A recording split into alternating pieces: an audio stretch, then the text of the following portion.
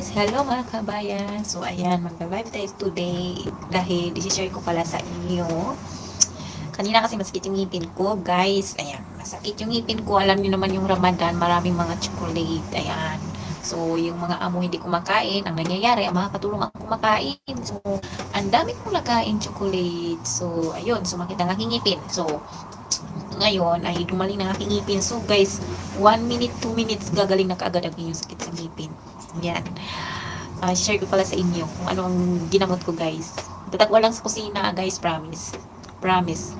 Kung mapanood nyo to, pag na-try nyo, mag-comment kayo, balikan nyo ko, mag-comment kayo para ma-share natin sa ating ibang kababayan kasi pag once na OFW tayo, pag sumakit ang ating ngipin, mahirap magsabi sa ating mga amo. Ayan. Yan yung lagi nating tatandaan. Pag may sakit tayo, tayo ang gagawa ng parang kasi pag nagsabi tayo sa amo natin, hindi tayo basta-basta mapa-check up or madala sa hospital, gano'n. Kaya, ang i-share ko pala sa inyo guys, kanina ko pa sabi share. So, ayan, Miss Mar pala guys. Miss Mar or Clubs, yun yung, dinurog ko siya, tapos nilagay ko siya, nginuya-nguya ko, tapos nilagay ko siya sa part ng may ngipin na sumasakit. So, 1 minute, 2 minutes guys, yun, gumaling na talaga. Kaya, masasabi ko parang magic, yan, charot. Pero totoo yan ka. Totoo yan na Miss Mar ang inano ko. Alam niyo, sobrang sakit talaga. Nag-ano na ako ng nung first, nag-search ako sa Google, ayun daw, asin, nagmumug na ako ng asin. Tapos nag-ano na rin ako ng toothpaste, yung nilalagyan ko ng ganun, asin. Ayun, wala pa rin guys, wala pa rin.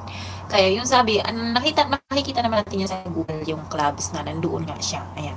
Pero, akala ko wala kasi nga may doon sa kusina kasi sa labas ang tagaluto talaga. So nandoon sa labas ang ingredients. So akala ko wala diyan sa kusina diyan sa baba.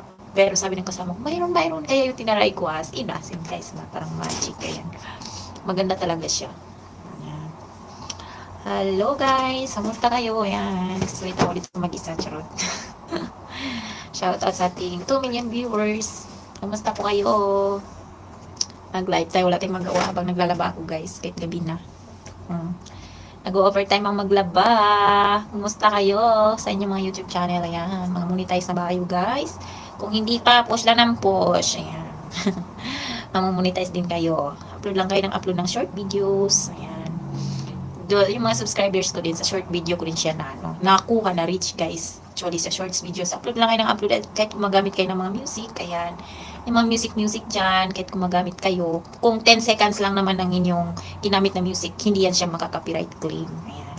Kung makikita nyo dyan sa aking uploads, marami din ako masaya-sayo, kahit hindi marunong sumayas, masaya ako tapos using music. Ano naman siya, naka-green lang siya. Naka-green lang yung hindi siya copyright. Although hindi ko alam kung may nagbago,